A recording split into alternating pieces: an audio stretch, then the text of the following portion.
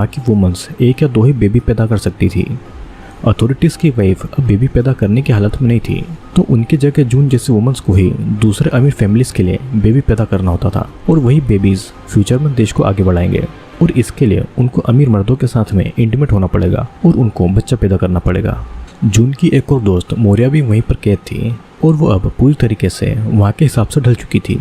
जून मोरिया से मदद मांगती है उसकी बेटी को ढूंढने के लिए और मोरिया भी उसकी मदद करने के लिए मान जाती है, लेकिन वो जून को अथॉरिटीज़ के हिसाब से चलने की सलाह देती है, नहीं तो उनकी जान तक ली जा सकती थी। अब देर रात हेना को गर्ल्स रूम में उनके पास में छोड़ दिया जाता है और हेना अथॉरिटीज़ की बातें नहीं मानती थी, तो उसकी एक आंख को निकाल दिया गया था। अब अगले दिन जून नहाकर फ्रेड के घर पर जाती है और उसके साथ में बेबी के लिए इंटीमेट होती है। सेरेना भी वहीं पर मौजूद थी और उसने जून का हाथ पकड़ रखा था और वो इस तरह बिहेव करती है जैसे फ्रेड के साथ में जून नहीं बल्कि वो ही इंटीमेट हो रही है।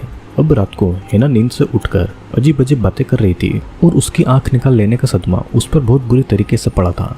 जून उसे संभालती है ताकि उसकी आवाज़ कोई दूसरा नहीं सुन सके।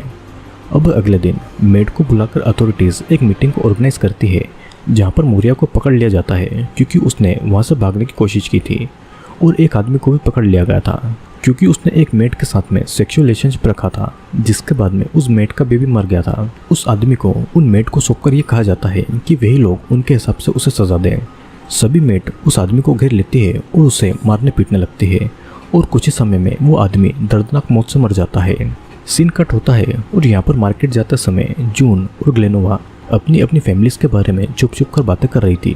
ग्लेनोवा तो अपनी फैमिली के साथ में कनाडा भागने वाली थी, लेकिन गवर्नमेंट के लोगों ने उसे पकड़ लिया था और बेबी पैदा करने की एज तक वो सब कहीं भी नहीं जा सकते थे। और फिर जून को सावधान रहने के लिए बोलकर ग्लेनोवा वहाँ से निकल जाती है। धीरे धीरे देश के मंदिरों को भी तोड़ा जा रहा था और आम आदमी को मारा पीटा जा रहा था। एक आदमी जून को आकर खबर देता है कि फ्रेड उससे मिलना चाहता है और साथ ही में वो जून को ग्लेनोवा से दूर रहने को कहता है क्योंकि ग्लेनोवा की वजह से वो भी फंस सकती थी।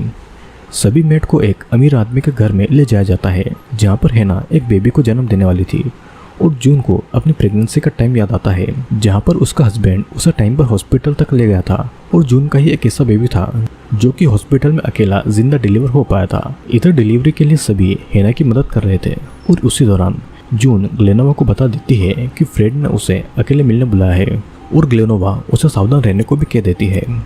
जब हेना का बेबी डिलीवर होने वाला था तो अमीर वुमन ऐसा बिहेव करती है कि जैसे कि उस बेबी को वही डिलीवर कर रही है। बेबी के डिलीवर होने के बाद में उस बेबी को उस अमीर वुमन के हाथ में दे दिया जाता है। हेना की बात को तो सभी लोग भूल गए थे और बस दूध पिलाने के लिए ही बेबी हेना के हाथ में दिया जाता है, जिस दौरान हेना अपने बेबी को जी भरकर देख लेती है क्योंकि उसे अब कभी भी बेबी को देख पाने की कोई भी उम्मीद नहीं थी। अब वापस जाते टाइम ग्लेनोवा जून को अमीर लोगों से सावधान रहने को कहती है क्योंकि वे लोग भरोसे के काबिल नहीं थे। और शाम को जून फ्रेड से मिलने जाती है। फ्रेड यहाँ पर जून से बहुत अच्छे से बातें कर रहा था और वो यहाँ पर जून के साथ में बोर्ड गेम खेलता है और उससे बातें करता है। वो उसे फिर से अपने घर पर उस गेम को खेलने के लिए इन्वाइट भी करता है। अगले दिन जब ग्लेनोवा के साथ में जून मार्केट जाने के लिए निकलती है, वो ये नोटिस करती है कि ग्लेनोवा की जगह पर किसी और को इस काम के लिए रखा गया है। मतलब कि ग्लेनोवा को किसी बात के लिए सजा मिली थी जिस वजह से उसे गायब कर दिया गया था। जून की जो इकलौती अकेली दोस्त थी अब वो भी नहीं रही थी और ये सब अब जून को अकेले ही सहना होगा और अपने बेटे को पाने की उम्मीद में उसे ऐसे ही जीना होगा। इस मूवी में ये बताया गया है कि देश में केमिकल रिएक्शन की वजह से वहाँ की औरतों में बच्चों को पैदा करने की क्षमता